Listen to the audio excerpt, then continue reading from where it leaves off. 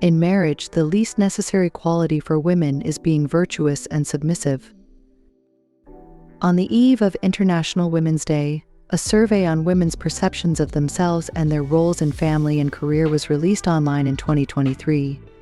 The research revealed differing views among women of different generations, reflecting changing times. The survey shows that in terms of identity, only 23% of women born after 1995 still adhere to the traditional role of a virtuous wife and good mother. Nearly 80% aspire more to be economically independent, strong women, or independent and cool women.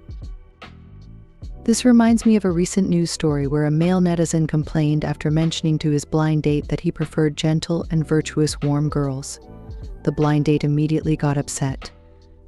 As a straightforward man, the netizen found it hard to understand how such a casual remark could provoke such a strong reaction from the girl. However, understanding the current situation of virtuous women in marriages sheds light on this. There was once a post titled "My Wife Doesn't Go to Work," where a homemaker revealed a conversation between her husband and a psychologist. The doctor asked her husband, "You're a bank accountant. What about your wife?" "Oh, she doesn't work. She's a stay-at-home mom." "Who prepares breakfast for your family?" "My wife does, because she doesn't work." "When does your wife wake up?" "She wakes up early to prepare lunch for the children, make sure they are dressed neatly, brush their teeth, have a good breakfast, and prepare their school supplies. Then she has to change diapers and clothes for the baby, feed them, and prepare snacks." "How do your children go to school?" "My wife takes them to school because she doesn't work." "What does she do after dropping the kids off?" "She usually plans what to do while she's still out, like paying bills or going to the supermarket, because once she's back home she has to change diapers, feed the baby, and tidy up the kitchen, wash clothes, and tidy up the room. Because she doesn't work." "And what do you usually do when you come home from work?" "Of course I rest. I'm tired after working all day at the bank." "What does your wife do at night?" "She cooks dinner for the family, washes the dishes, cleans the house again, feeds the dog, watches the children do their homework, helps them change into their pajamas, and tucks them into bed. She takes care of the baby, changing diapers and feeding at night too, because she doesn't have to get up early for work." The conversation ends here. Faced with his wife's efforts and hard work, the husband feels it's only natural and justified, stating clearly that everything he does is expected because she doesn't work.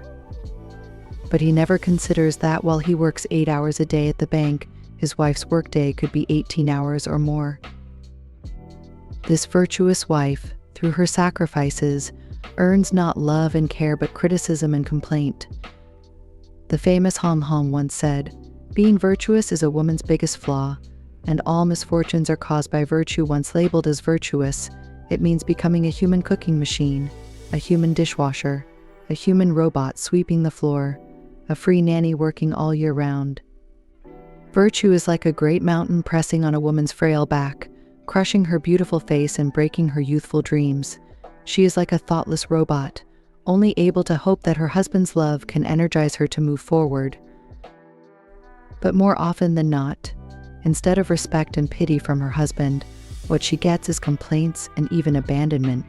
Recently, Ah Fang has been in the news for her impending divorce, or rather, her husband Dawa has unilaterally proposed to divorce Ah Fang.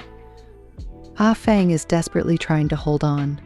Looking at the tearful Ah Fang with disheveled hair crying to me, I can't associate her with the beautiful and radiant young woman from 5 years ago. He said he wanted to make more money to give me a better life, so I had to take care of everything at home for 3 years. I didn't even let him worry about anything outside the home, let alone share the housework. Even the toothpaste for his morning brush, I squeezed it out for him. Now he tells me we have no common ground and wants a divorce. What did I do wrong in these years? Where did I let him down?" Ah Fang cries uncontrollably. I remember what the American writer Dreyer said about marriage and relationships: a simple, patient, and ordinary woman's life is mostly devoted to sacrifice. You manage the family, take care of your husband and children, respect your in-laws, and you are never wrong anywhere, and you never do anything wrong to your husband, but you are still abandoned. You have given everything for this family, loving your husband and children, but you forget to love yourself. The mother in the Korean drama The Most Beautiful Goodbye in the World is such a virtuous woman.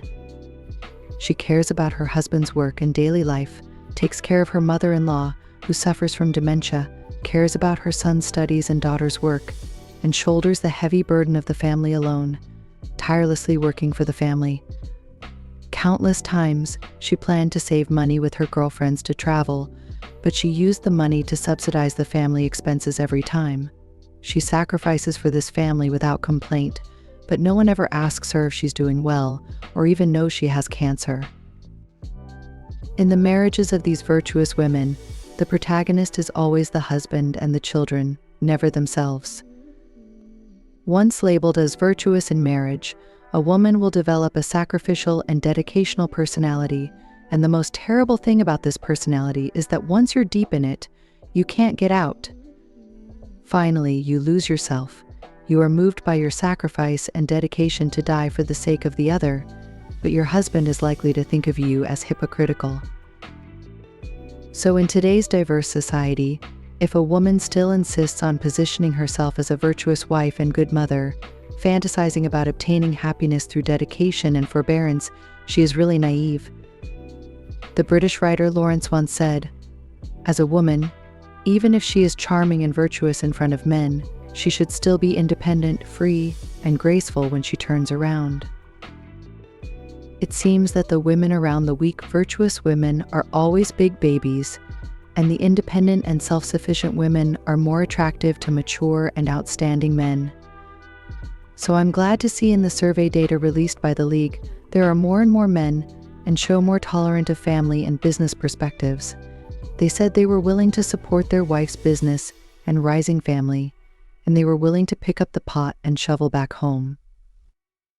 So why do you have to put on the virtuous label to be better than yourself in the kitchen and dining table?